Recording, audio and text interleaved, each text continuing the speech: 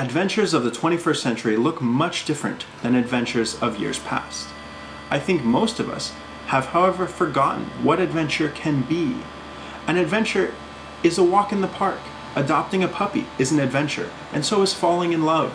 For better or worse, most things in this world are quite adventurous. It's also important to remind ourselves that we've been given the most wonderful gift of all, life. There's also a relatively new sense of risk-free and thrill-seeking type of adventure becoming increasingly available to more and more people each year, which is a beautiful phenomenon. Many use this type of adventure to fulfill their innate need to push themselves to the edge and back, just for fun. This does not, however, mean that life is without suffering. All life is, by necessity, a balance between competition, suffering, and thriving. The majority of the world is no longer subsistence farming for their own food.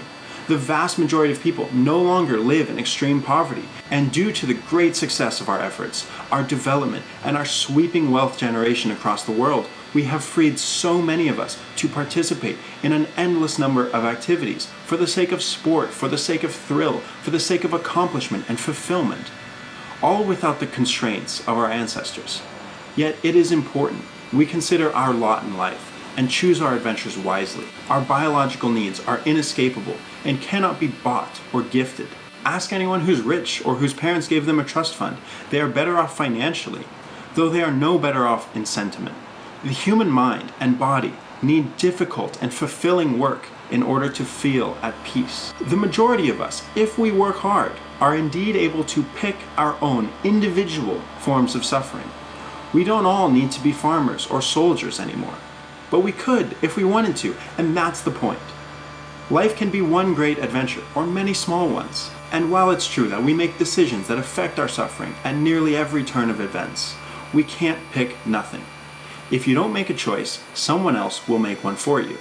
And while no one should be legally allowed to inflict suffering on you, if you choose not to suffer in the short term, you will suffer in the long term. And we will both be worse off for it. A lose-lose situation. Instead, we should aim for creating as many opportunities in the world as possible. We can choose our own form of adventure, resulting in a win-win for everyone involved. A life taken seriously does not mean a life without fun. So what types of adventure should we choose? I think there are a few basic journeys that can and should be taken by everyone. It begins with figuring out who you are, then learning to eat healthy, exercise effectively, and build close relationships with friends, family, and community. Then you can devote your time and energy to something you find important. Use this time wisely to make your adventures sustainable, emotionally and financially, and then help others do the same. A lot of young people are hung up these days because many of the rules and traditions have changed.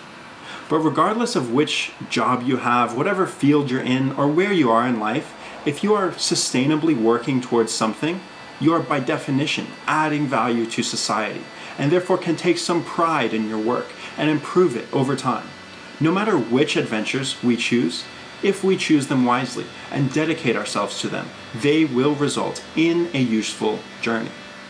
Work hard, do your thing, it will happen. These are the big things, the ones that matter.